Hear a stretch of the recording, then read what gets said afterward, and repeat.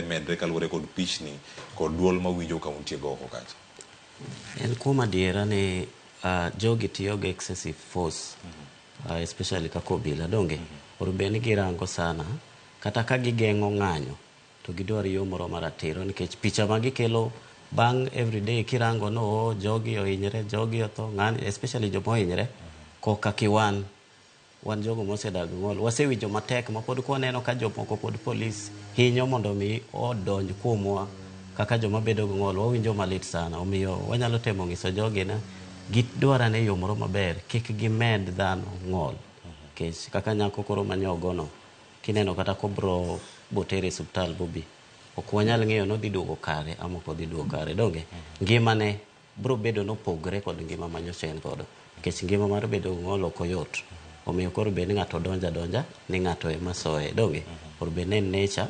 ama kata nindo romo go bahati mbaya. Koro ok en picha maber kiwan ka waneno kaka jogi hinyo ogandawa, kendo gimiyowa luoro, kendo gimiyowa wang'eyo ni Kenya kae sirikal ok ojaliwa, nikech maya watemo mana chiwo dwaro kaka jopiny ni mondo uwinjwa, to winjowa koro neno seche mowa portray to ok une ka en gimoro maya mana. Omiyo odonjonwa malit sana kwa neno jomowuok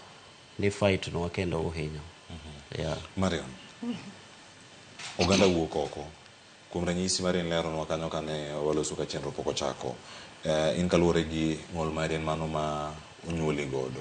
ka intie kamano, nitie jok ma dhi e ng'anyo kae ka gi ngima to gibiro giriwre kod ogandau ma koro ok nyal neno,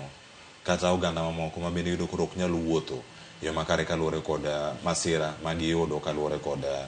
ng'anyo. Moko go tiendgi risasi, tielo nyaka ng'adi, tielo nyaka gol, gimoro dhi ochuowa ng'ato ok donen kendo e ngimane bende. Gik ma kamagi katimore gi lokruogegi digibed mane ahinya manyalo wacho ni sirkal tiyo kod teko mang'eny machalo kama mondo mi omedane kwan mag jogo man gi ng'ol mopogore opogore Kenya ka sani?